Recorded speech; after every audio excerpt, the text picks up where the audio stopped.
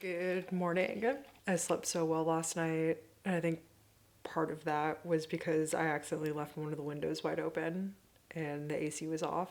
Luckily, the AC was off, so it wasn't burning itself out all night, but it was about 48 degrees in here when I woke up, which I loved. It was nice and cozy, but my plants, I'm sure, were super upset about it because they're inside for the winter for a reason. It is just such a gorgeous morning. It's like 95% humidity out. So there was this gorgeous mist going over the pond, and the sun was hitting it in a way where it kind of looked like fire. So I went and I sat with that for a little bit, and I kind of noticed that it smelled a little bit like skunk outside. I was like, okay, that's fine. I live in the woods. They live here too. It's all good. And whenever I went into the camp house to make my tea, it reeked of skunk. And I started to ask myself, did I leave a door open? Is a skunk in my house?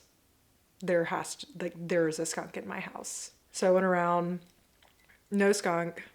I think it might be under the house.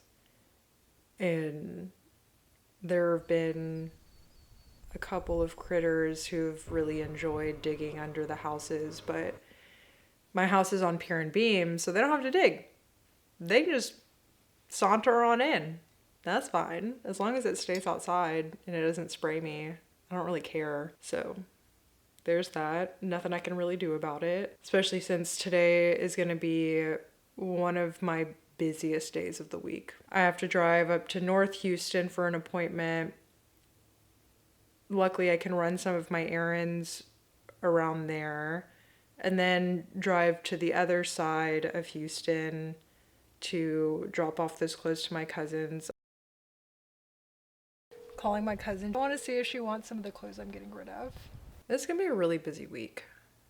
But I'm just going to sit here and chill and finish my tea, journal a little bit, get in the right headspace to be in the chaos of Houston.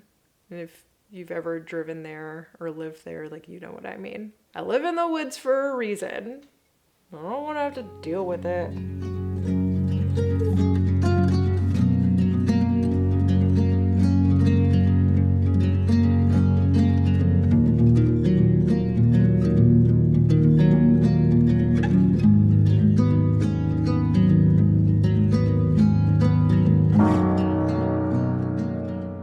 I finally have a fingerprint card that has legible fingerprints on it. This is the last big task that I've had to do, was to submit my fingerprints for a background check.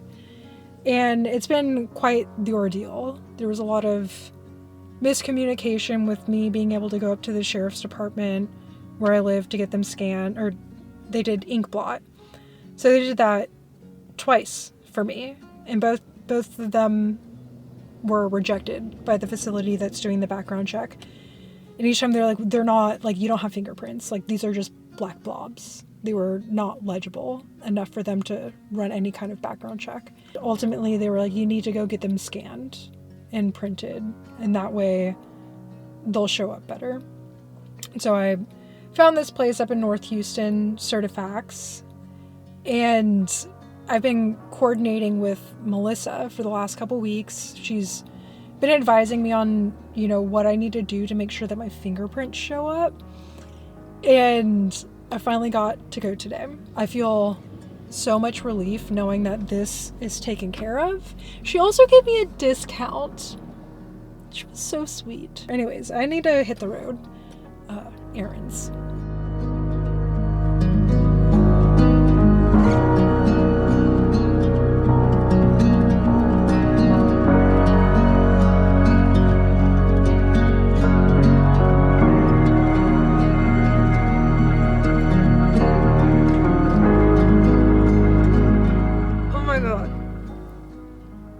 It has been such a long day. I am exhausted. My brain is mush. I'm so ready for bed. And it's only 5:30. I only got back about 30 minutes ago, and I left at 9 this morning. Most of that time was spent driving. And I did not know that today was President's Day. So a lot of the places I needed to go were closed. And that kind of sucks. But it is what it is. I'm going to see if I can take care of all that stuff while I'm in Austin tomorrow. But the true highlight of the day was seeing my family, my cousins and my aunt and uncle. And I didn't think I was going to see my aunt, so that was a treat.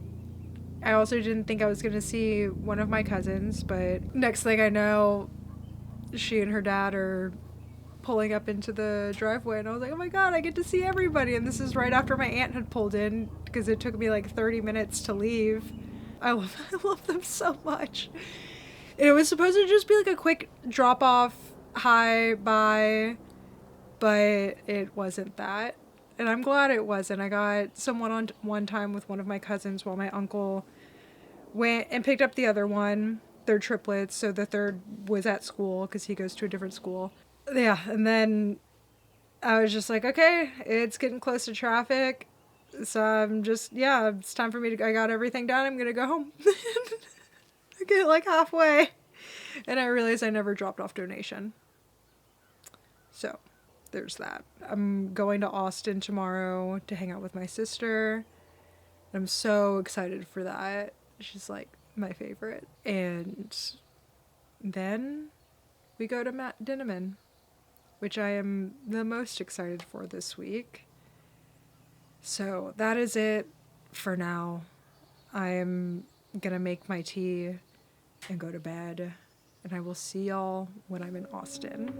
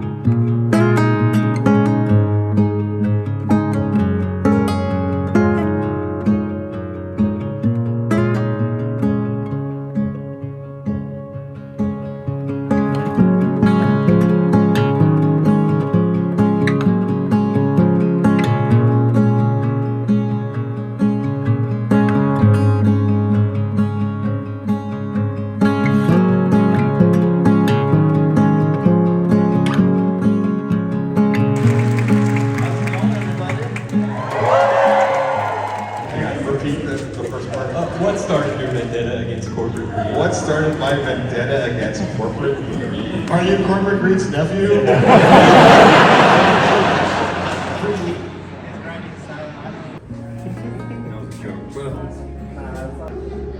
That's it? That's the most amazing name I've ever heard in my life. I don't have a specific vendetta against corporate greed. I don't have a vendetta against corporations per se, or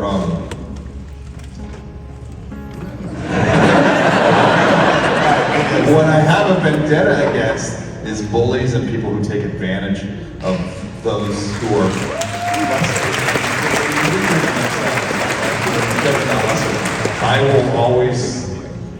I'll never write a story that comes from the point of view of a king or someone that's rich and powerful from the beginning. I will always write a story about just regular people who are thrust in the extraordinary circumstances.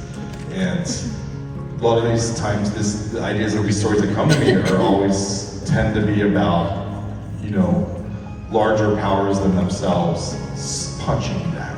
And that's what I don't like. I don't like people being taken advantage of. And the idea of corporations, the idea of capitalism and all that stuff is great on paper, but when we do it all, when we're doing it to better ourselves and better the course of humanity, it's great. But the fact is, there's so many greedy assholes out there that care more about their bottom line than the human condition, than society and their fellow humans. Then those are the bullies, and those are who I tend to write about. Awesome, thanks.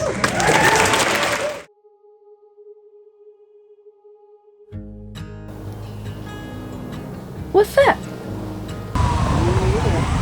That's a video. No one can stop it. I'm all the way up.